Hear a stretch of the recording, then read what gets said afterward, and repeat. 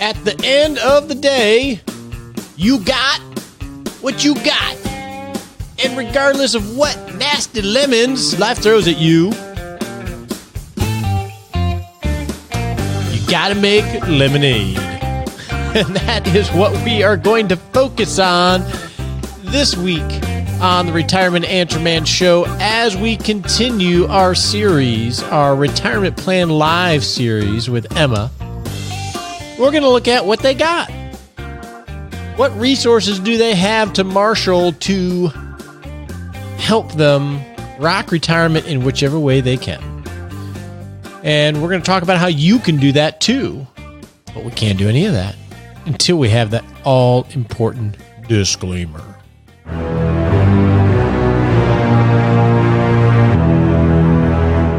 All right, before we get started here, remember, helpful hints and education is what this is. Talk to your legal advisor, your tax advisor, or your financial advisor before you make any decisions.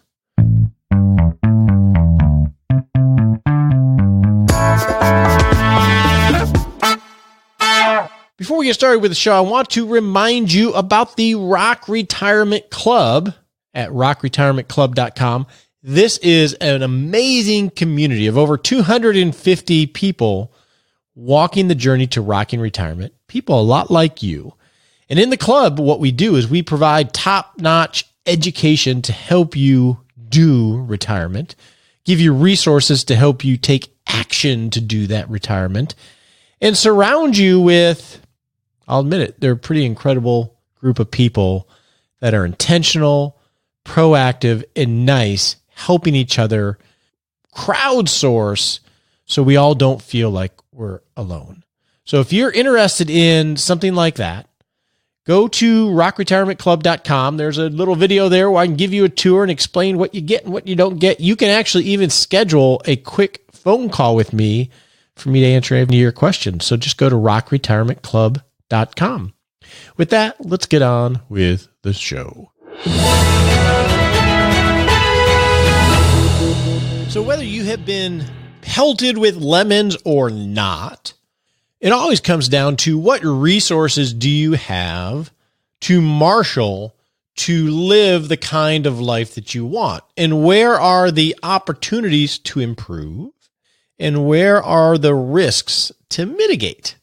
So what I want to talk about in this hot topic segment are, okay, what resources do you need to be thinking about whether you're under a lemon attack or not?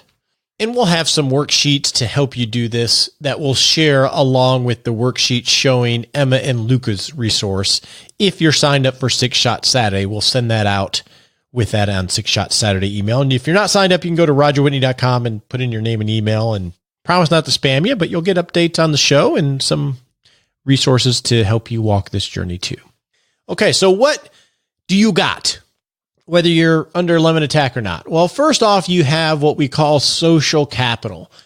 And before I go to the financial concept of social capital, I want to first talk about the traditional concept of social capital, because I think this one's important and we don't talk about it in terms of financial planning, I think, near enough.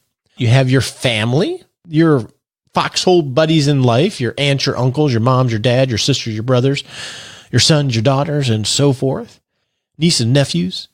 You have your family who can be an amazing support system, whether or not you're under a lemon attack or not. I think of ourselves. We live a mile from my wife's twin sister and my father-in-law and mother-in-law. It's a great built-in social network, not just when life goes bad, although it is very helpful there. But my in-laws have been on vacation for 2 weeks, and we're helping watch the dog, water the plants, just check on things. That's an important part of a social network. So you got family. Beyond family, you have friends. You have your foxhole buddies, your 3 a.m., I need help, let me give so-and-so a call. It sure helps if these friends are local, but I have friends, these foxhole buddies, that I could call in a heartbeat. I can think of Jamie, I can think of Eric, I can think of Nick, I can think of Chris, and so on and so on. Think of Mark. Those are going to be a good line of defense of capital, social capital that you can rely on for big and small. Obviously, you got to nurture those. You have your church. If you go to church, you have your church family. You have your community, potentially colleagues. Those are that type of social capital. Do a mental inventory of that. I've done that, and I think I've shared before. I think my social capital with friends locally, it's a little lean. I have one or two friends I could call on anytime, and I know they would drop a hat and help me out. But I need to build that part of my social capital up. Do a little inventory on that and make sure you have that in place. Now let's go focus on the other social capital. This is the one that we use in finance, where we think of more money. We have social capital in our verbiage is money that is guaranteed payments to you in some form that's offered by a group. So we think of Social Security as the example of that. Everybody pools their money together for a common benefit when you hit certain age and certain requirements. So Social Security, we want to know, okay, what income sources will we have from Social Security as an example? A pension would be an example of financial social capital, things like that. So we want to count what we can count on for guaranteed payments to us for retirement. We want to know what that is, and we've talked about that before. The next resource that we want to make sure we look at is what we call human capital. And this is your ability to earn money.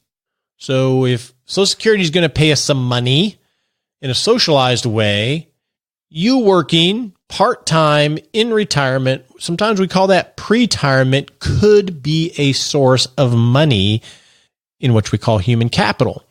And I like to talk about it as pretirement, that in-between stage where you have more life freedom, but you still have the ability to earn income, sometimes substantially less than what you were earning in your profession. That's okay, because you're getting compensated through, hey, maybe you enjoy it more. Maybe you love the time freedom, all sorts of things. It's not about how much, but that it can contribute to making life work. And it also, as an aside, since we're talking about lemonade attacks, it can also be a lever that you could use if lemons start coming your way. And that's one reason why I like pretirement or part-time work, especially early on between one or two of the partners if you're married, because that just gives you more flexibility. And flexibility is a key component of agile retirement management. So human capital, you want to count what you might be able to count on for part-time work. And then lastly, but not leastly, the one that we traditionally think about, financial capital, your money, your investments, your assets. And we use a net worth statement to organize this financial capital. So a net worth statement, just as a quick review, is a one-page dashboard that shows all of the assets that you have on one side of the column. So cash, bank accounts, savings accounts, IRAs, 401ks, your home, your toys, etc. on one side of the ledger. And on the other side of the ledger is all of your debt, your mortgage, your car payment, your credit card payment, all that type of stuff. And then you take the total sum of your assets, subtract the total sum of your debts, and that is what is called your net worth.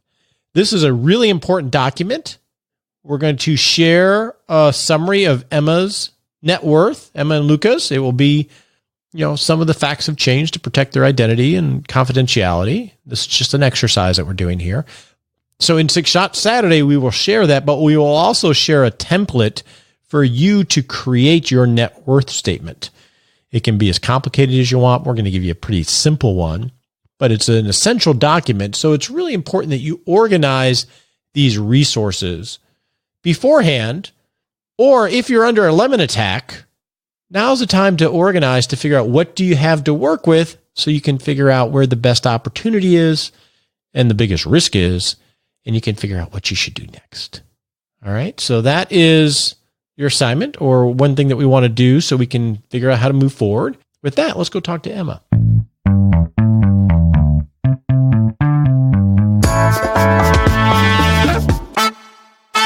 So now we are going to have a conversation with Emma and, well, look at her resources, her social capital, her human capital, and financial capital to see how she plans on paying for this ideal retirement that her and Luca have dreamed up given the lemon attack that they're under. So let's go have that conversation.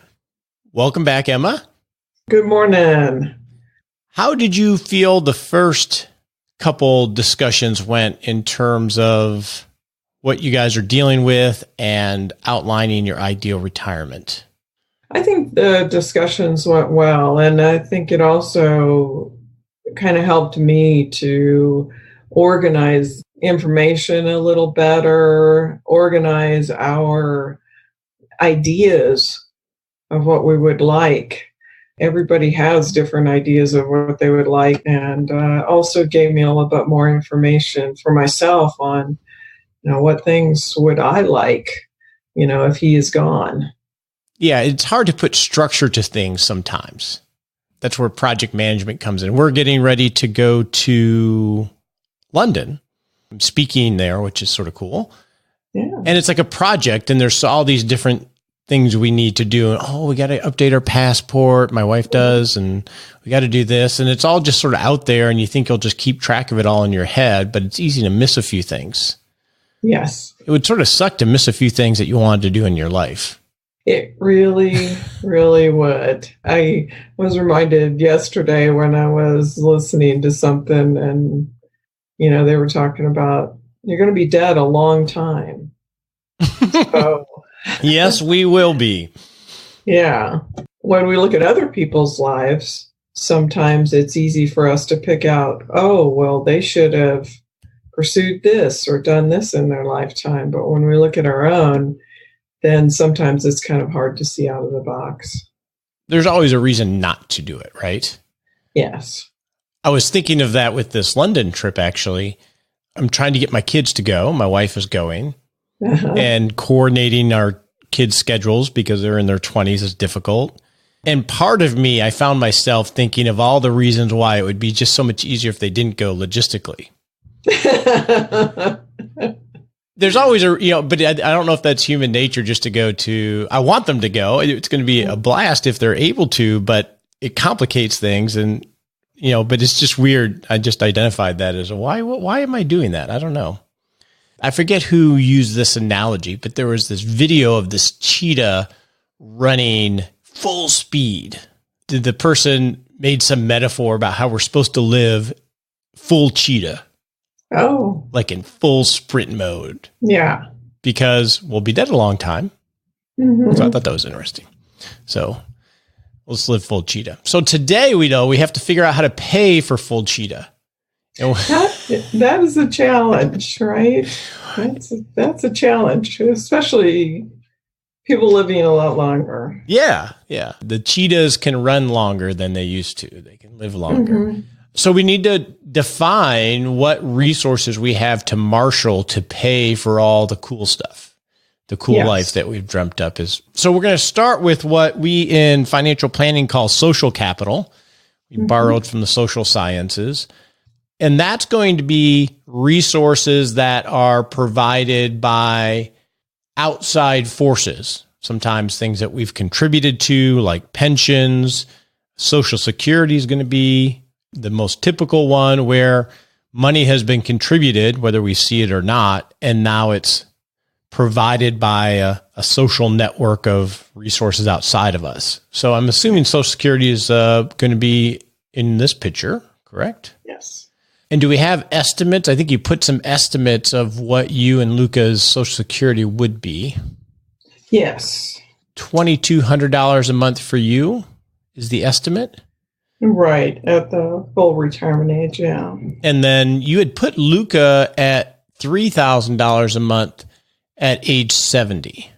That's correct. So I'm curious, with Social Security, how are you figuring out who takes what when?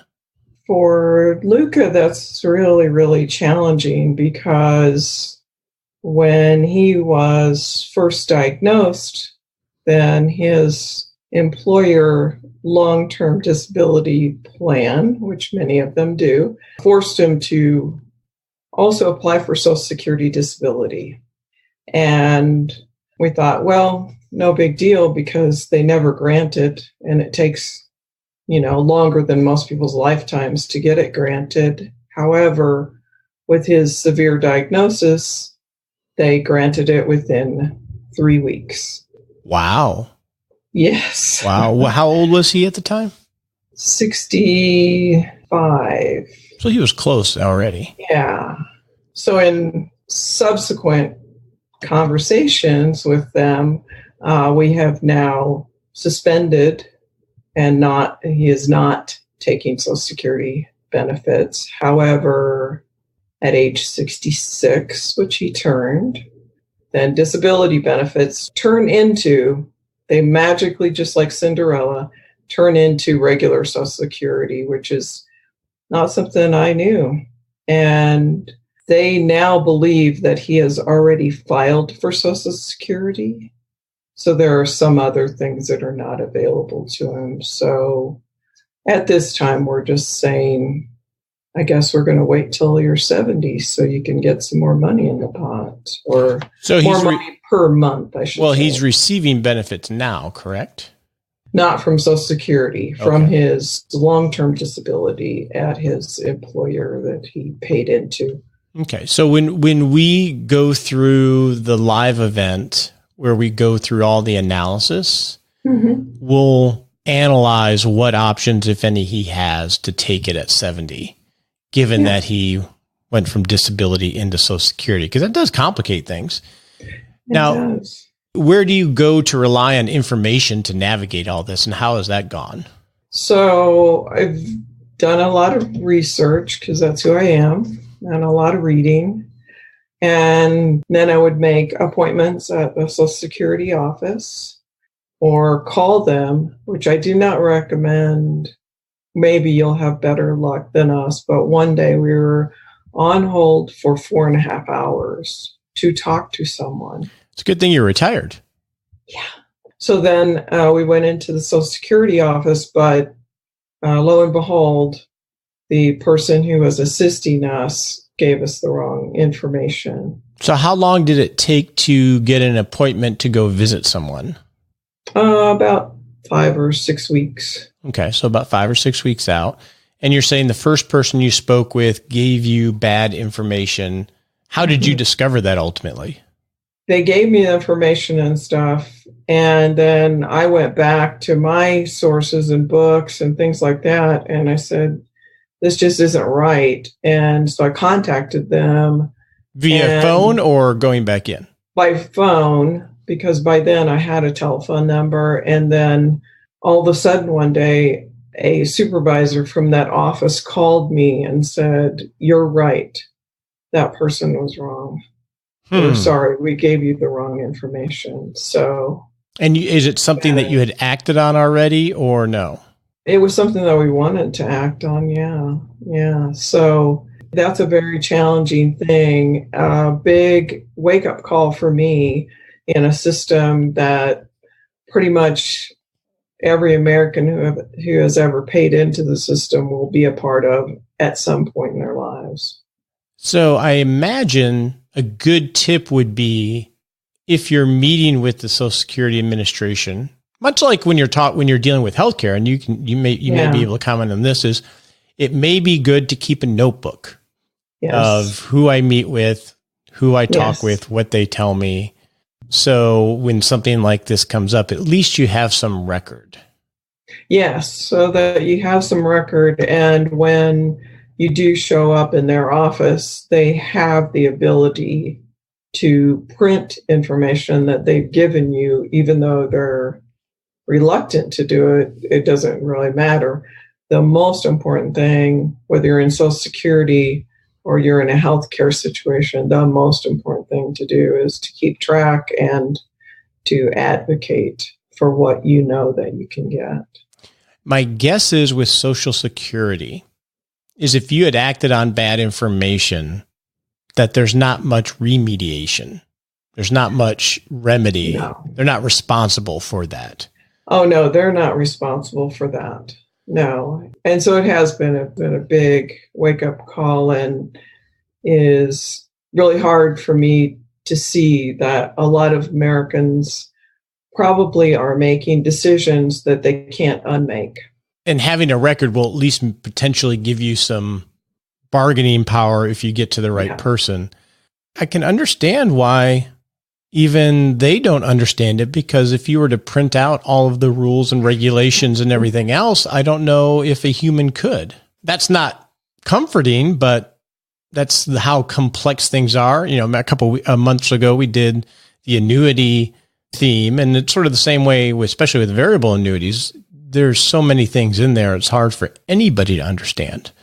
So, well, sorry you had that issue. I like the idea of being an advocate for yourself and being self-educated.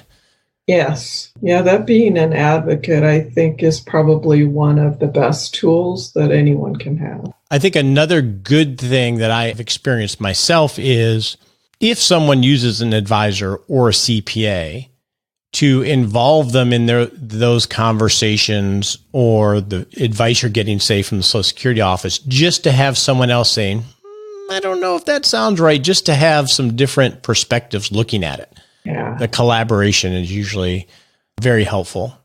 Yeah, very, very helpful. Okay, so we have Social Security. We're going to have to do some work on what options Luca has, given that he had disability that came into Social Security and then you discontinued it with the idea of going to 70. Mm-hmm. We'll have to think about that given his lifespan. So we'll analyze that in our live online meeting with everybody. So when we're thinking of social capital, do we have anything else? Do we I would say pensions or annuity payments or anything else from an income perspective? No, like I said, Luca's currently on a long-term disability through his employer, but as far as we know, that'll end sometime next year. We don't know. They haven't given you the information, or you just don't know off the top of your head? They haven't given us a final. I always say the insurance companies have a commitment problem. So their latest assumption is that it'll continue through April of next year. Okay. And so now let's move to human capital, which is, so we have Social Security. That's going to help cover expenses. And then whatever isn't covered by that, you know, we have human capital, which is basically some type of work. It could be rental income. It could be part-time work, things like that. Is there a plan to have any human capital or income generated by work and such? Yeah, I think probably by next year. I think that, that I'll be doing some kind of a business that'll create some income. I don't have any desire at all to ever have a job again. It's just a burnout situation. But also, Luca has talked about working if it's possible for him physically. Do you think that's viable? Maybe to make a small amount of income because of the energy level that he can sustain throughout a day, and also the commitment to feeling well enough to make a commitment. I'll be there on Thursday, that type of thing. Yeah, that could be difficult. Is your motivation to have some type of income money related, purpose related, distraction related? How would you characterize it? I would characterize it by money and also by purpose. Being able to generate income. First of all, I've done it all my life, and it's something that is important to me. But also having something that has a little bit more to do with who I am as a person, as opposed to my previous career. Do you have any ideas what this business might be? I have a couple of ideas, but they would mostly all be related to some type of training business, that type of thing. How does one pursue that? So what steps have you taken, or what steps are you planning on taking to put that into place? Learning more about exactly how you set up that type of a business. Where are the touch points, to create followings that'll be large enough in order to create some income from that. Probably starting out, with things that are free, so the find out if there's enough interest. There may not be enough interest. So what would you train on? I believe that there'll be some area of advocacy probably around healthcare, because I believe it's such a huge need. Either that or some type of financial management for women, because my belief is all women will be, not all women, most women will be single in the end, and they need to be really managing their finances. There is an emerging field of being a hired advocate for like Medicare or for healthcare or for even assisted living, to help someone make the decisions. Is that sort of what you're thinking? Something around those lines, or also teaching people how to advocate for themselves. I'm in a course of a lot of groups that center around people who have very serious illnesses. And my perception is it feels like the healthcare industry is pushing them around, not allowing them to have their own voice, or they don't even know what a voice is, that kind of thing. Okay. We'll have to talk about that more offline. And so in your mind, what do you think the estimated income annually, monthly might be? I think that I like to estimate low, right? And so I don't think that I want to estimate anything above, like, I don't know, $12,000 a year or something like that. Okay. So any other types of human capital other than the $12,000 a year estimate? No, nothing that I can think of for now. And I think we put that as for about 5 years. Mm-hmm. Okay. Now let's go to, so whatever is not covered by social capital and human capital is going to have to be covered by financial capital. The money. So on a high level, let's just outline what you have in pre-tax assets. So IRAs, 401ks, and we can just combine them together, or you can list them between you and Luca, however you want to do that. So let's just talk about pre-tax money. So probably in pre-tax money, a round number would probably be around 950. Let's see here. I'm looking at the sheet you gave me. It looks more like about $1 million. Yeah, close to $1 million. Okay, yes. So we have $1 million. And for our purposes here, we can round. So let's assume we have about $1 million in pre-tax money, IRAs and such. And then you do have some Roth assets. Correct. And so what do we have in Roth IRAs? Is it, I'm looking at it. Yeah, probably about 150. 150? Mm-hmm. Okay. And then what about after-tax savings and such? Yeah, we have about 60,000 in, just cash, what you would call cash savings. Okay. We like to keep that money. I don't know exactly how to describe it, but we've had so many emergencies that we like to just keep that as emergency money. Okay. Say somebody needs a treatment that you have to fly somewhere for, or illustrious insurance companies do not pay for, or that sort of thing. As you've walked this journey with Luca, has that amount been depleted? What has been sort of the impact of everything with Luca, if you could? I'll call it pre-disease. Not exactly walking around life happy-go-lucky, but very healthy people probably are, other than paying premiums and all that, then our expenses per year for any kind of medical were less than $2,000 for both of us together. And then post-disease. And post-disease, then it's been well over $10,000 for him. I believe it was $12,000 so far this year. Per year. So, yes. And a very big part of that is medication that needs to be taken that there's not. there's not alternatives and stuff for. And many times we end up fighting with the insurance companies over payments, and they decide that something is, oh, that was experimental. Well, it wasn't experimental a few months ago. So there's a lot of those types of things. And so that's been our experience and stuff so far. And yeah, you almost need like a business manager to manage the finances of paying for disease treatment. That is very, very true, especially if you try to get treatment on the quote unquote edges. We tried to do that with his surgery and spent probably 3 months fighting with the insurance company over approvals and that sort of thing. So how did you fill that gap from tapping your resources? Where did that extra $10,000, $12,000 a year come from? That had to come through savings. Okay. And we are fortunate enough to not have any debt. So we were both working at the time. And so we had more savings. Okay. So right now, how are you paying for life?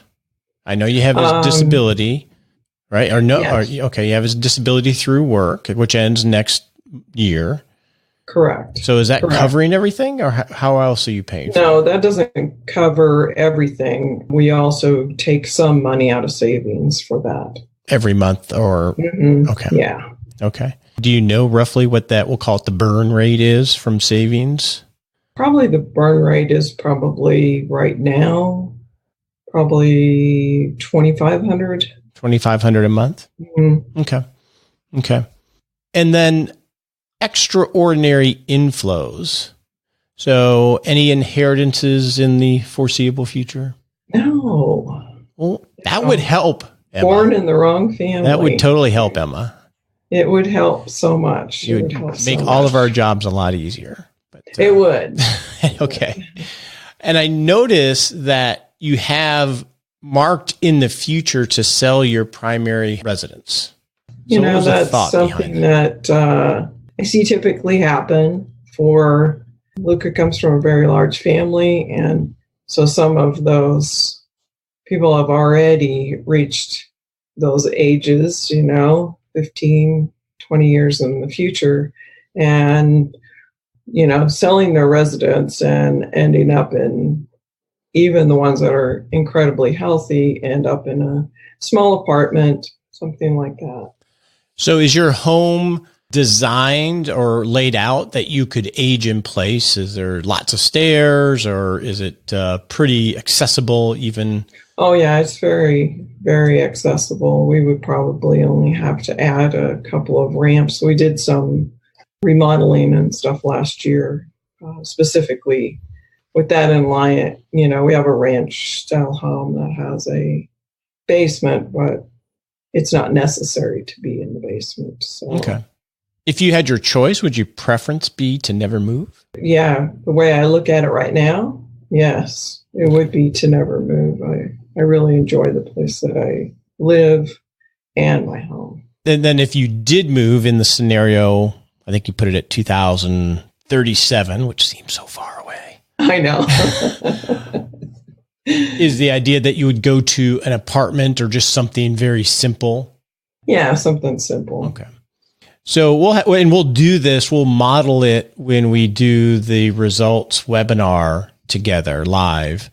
But if we're going to assume that the house is sold, we'll also want to assume that a rent payment happens sometime in the future. I want to make sure that offsets. And then it's always important, but from a life insurance standpoint, and we'll focus on if Luca passes within the time frame doctors talk about, are there any life insurance proceeds that would come into the financial capital to help? We have policies now. I think my policy ends 2020, I think you wrote. 2020, but we're electing to continue his for an additional 5 years, which is, of course, expensive, but that would bring in $200,000. Okay, so $200,000, and it looks like on the sheet you had two different ones listed for him. One for $50,000 Yeah, he currently has that because he's currently still an employee Technically, okay. of his corporation. So That may go that away. one would probably expire sometime in 2020. Yeah, well, what will probably happen if it's a group policy is you may have the option to take it and pay for it. I think typically those are like 1 year term. So Lord knows what the premium would be, but he wouldn't have, it would be underwritten, not even underwritten, but it wouldn't be based on his situation, just the price for his age. Mm-hmm. So it might, at some point, it might be. You just have to look at it considering the time frame we're talking about. Mm-hmm. And then do you know what the premium is going to go to on the $200,000 term policy? I assume that's on him. Yeah, that'll be $4,600 a year. $4,600 a year, which is a lot of money. Yeah. But with a death benefit of $200,000 and all the other things going on, I get it. Anything that I missed? Nothing that I can think of. Okay. We will send out a summary of all this in our 6-Shot Saturday. So you can continue to follow along with Emma, Luca, and I.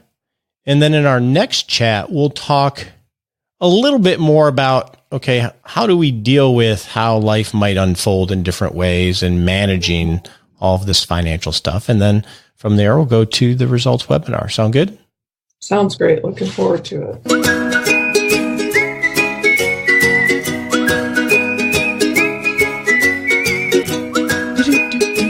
Welcome to the Happy Lab, although I am not quite happy because I don't have Nicole here with me. That doesn't make me happy. She is in the midst of a whirlwind move with her family. Not too far away, though, so I am happy about that. So I'm picking up the slack here. But Nicole was gracious enough to provide me quotes and articles of things that are on point with what we're talking about. And this one I think is really important, especially when we're talking about lemonade attacks like we're talking about, or curveballs that come at us. We got to be careful because it's very easy to compare the present, I'm being pelted with lemons, with the past of, oh, that sunny day when no lemons were coming at me and I was so happy. It's always easy to compare your present, maybe difficult situations, with what was. And that's understandable. But, and when you're under attack, that's sort of like metaphorically being on your heels of life and just having things come at you and remembering back when fondly. At some point, and that's where we're coming to in all of this, is, okay, yeah, I'm under attack, but how do I get on my toes? How do I lean in and take proactive action in order to still have a great life? And so I think one thing that you can do is focus on where you are and then compare it to what is possible. And I think Emma and Luca, God bless them, they're doing a great job at that. They're thinking of where they are and focusing on what's possible. Just take mountain biking for an example. Luca's got an electric bike. Emma drives the RV. They're focusing on what's possible. They're not focusing on what was. And that is one key to happiness. On your marks, get set.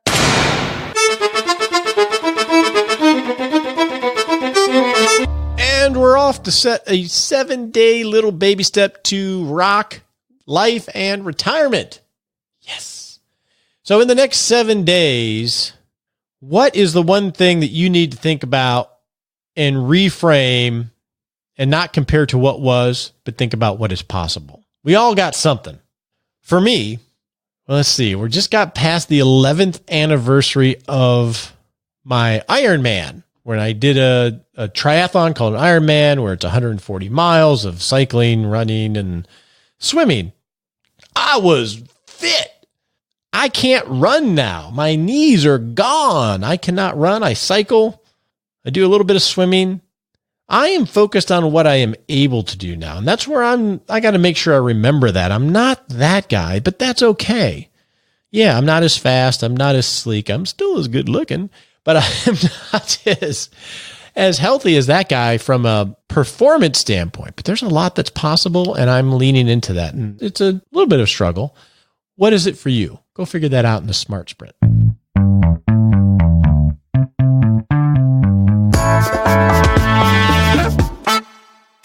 All right, I hope you're enjoying this Retirement Plan Live case study. I know we're diving into it in the Rock Retirement Club. Next week, we're going to hear from a professional of how to deal with this. And also, we're going to have a conversation with Emma about how do you remain agile as you're dealing with so much unknown in their life situation. So look forward to that. I hope you're enjoying the series, and I hope you have a great day.